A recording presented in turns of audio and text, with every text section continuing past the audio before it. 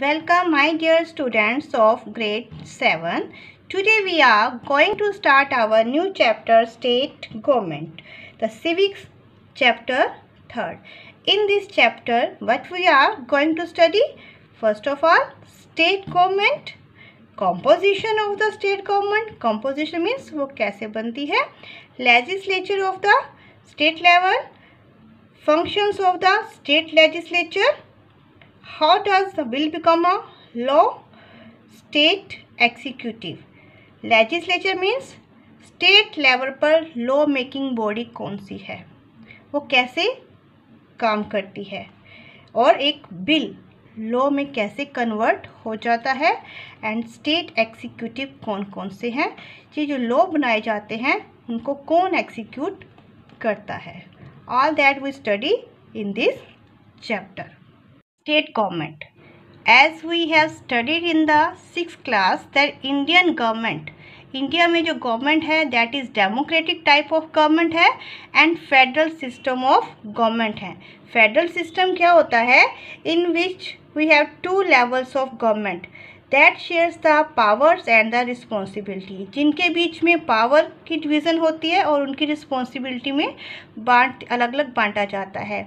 These 2 levels are state level government and central level government. ये 2 level क्या होते हैं? स्टेट लेवल होती है और एक सेंटर. यानी आपके इंडिया में 2 गवर्नमेंट है, एक स्टेट लेवल पे गवर्नमेंट है यानी 28 स्टेट्स में अलग अलग गवर्नमेंट है, and second is the national level government, एक सेंट्रल गवर्नमेंट है.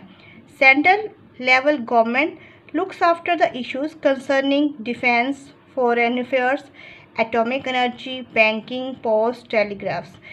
ये जो सारे अफेयर्स हैं which are related to the whole country, जो पूरी कंट्री के साथ रिलेटेड होते हैं, पूरी कंट्री को इन्फ्लुएंस करते हैं, उनके बारे में डिसीजन सेंट्रल गवर्नमेंट लेती है.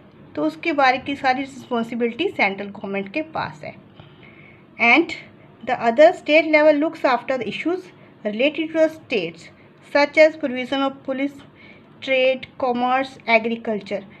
और जो स्टेट से रिलेटेड इश्यूज होते हैं लाइक पुलिस, वहाँ का trading system, commerce, agriculture, industries कैसी होंगी, that are concern to that state only and that decision are taking by that state level government. Indian citizen have the right to elect their representative at central, state and local level. और India एक democratic country है और जहाँ पर हर एक citizen को right है वो अपने रिप्रेजेंटेटिव को इलेक्ट कर सकते हैं, चाहे वो सेंट्रल लेवल पे हो, स्टेट लेवल पे हो या फिर लोकल लेवल पे. Clear? Composition of state government. Composition mean state government में कौन कौन मिनिस्टर्स होंगे. It is represented by council of minister. इसमें एक मिनिस्टर की काउंसिल होगी, कुछ मिनिस्टर्स होंगे. Governor is the head of the state. Governor state का हेड होगा. He appoints the chief minister of the state. वो स्टेट के चीफ मिनिस्टर को अपॉइंट करेगा. और चीफ मिनिस्टर कैसे बनता है अभी हम समझेंगे. Other ministers on the advice of the chief minister. और चीफ मिनिस्टर की एडवाइस पर और दूसरे मिनिस्टर्स जो उनकी हेल्प करेंगे उनको अपॉइंट करेगा. और चीफ मिनिस्टर कैसे होता है? Chief minister is appointed from the party that has majority in the assembly. Chief minister कौन बनता है? असेंबली मीन्स लेजिस्लेटिव असेंबली में जिस पार्टी को सबसे ज़्यादा सीट्स मिलती हैं, वोट मिलते हैं, उस पार्टी के लीडर को चीफ मिनिस्टर अपॉइंट किया जाता है. That we have studied in the last chapter the election procedure. Elections कैसे होते हैं और विनर पार्टी कौन सी होती है. The winner party is the majority party in the assembly. Legislature eight the state level. Legislature means legislative जो कानून बनाती है, लॉ बनाती है, वो बॉडी कैसी होती है at the state level. The state legislature can be unicameral और bicameral. What is the meaning of unicameral and bicameral? जो स्टेट लेवल पर 2 हाउसेस होते हैं that is legislative assembly and legislative council. If there are 2 houses in any state, legislative assembly and legislative council, then that is known as bicameral legislature. If there is only one houses that is only legislative assembly, so that is known as unicameral. Now legislative assembly.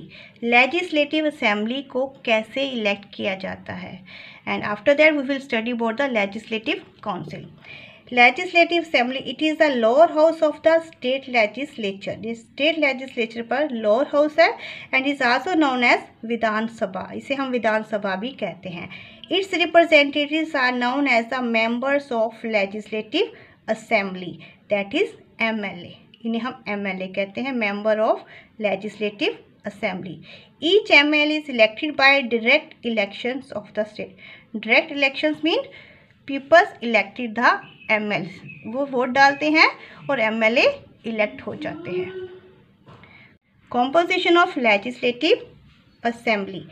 Constitution के article 170 के according legislative assembly of each state should consist not more than 500 members and not less than 60 members.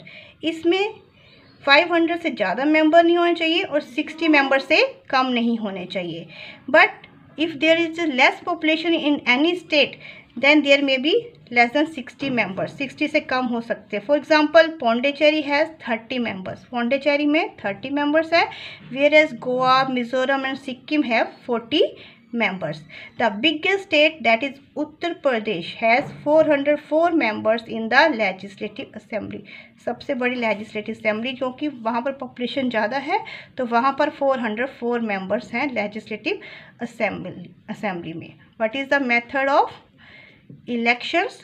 The members of the legislative assembly are elected directly by the people। direct elections होते हैं और उससे अब MLA को elect किया जाता है। Tenure means what is the time period of the legislative assembly। The member of the state legislative assembly are elected for a period of 5 years। 5 साल के लिए चुने जाते हैं। It can also be dissolved earlier if the ruling party loses its majority or if a motion of no confidence is passed against the ruling party। अगर वो अपना विश्वास लेजिस्लेटिव असेंबली में खो देती है, उनकी मेजोरिटी कम हो जाती है, तो उसको हम पहले ही भी गवर्नमेंट को डिसॉल्व कर सकते हैं, बंक कर सकते हैं, उनकी सीट से हटा सकते हैं। And it's tenure can be extended during the time of state emergency. अगर कोई इमरजेंसी आ जाती है, कोई भी ऐसी प्रॉब्लम हो जाती है कि हम इलेक्शंस नहीं करवा सकते, तो उसका टाइम पीरियड बढ़ाया भी जा सकता है। Next, session and quorum. Session means कितनी मीटिंग्स होती है, कितनी बार हो सकती है। The governor of the state can summon the first session of legislative assembly। पहला सेशन, पहली मीटिंग गवर्नर बुलाता है, but there must be a gap of 3 months between the 2 sessions of the assembly। कोई भी मीटिंग बुलाने के लिए उसके बीच में 3 months का गैप होना जरूरी है। To hold the session, कोई भी मीटिंग बुलाने के लिए, लेजिस्लेटिव की कोई भी मीटिंग बुलाने के लिए, quorum means मिनिमम मेंबर्स कितने होने चाहिए। Is the least 1/10 of the member assembly, यानी जितने टोटल मेंबर्स हैं असेंबली के, उसका 1/10 वहाँ प्रेजेंट होना जरूरी है। अदरवाइज सेशन अर्जेंट, अदरवाइज वो मीटिंग पोस्टपोन हो जाती है, वो मीटिंग नहीं होगी। I hope all of you understand about the concept of the state government, the federal government, and what is the composition of state legislative assembly। In the next video we will study about legislative council। Thank you for watching the video।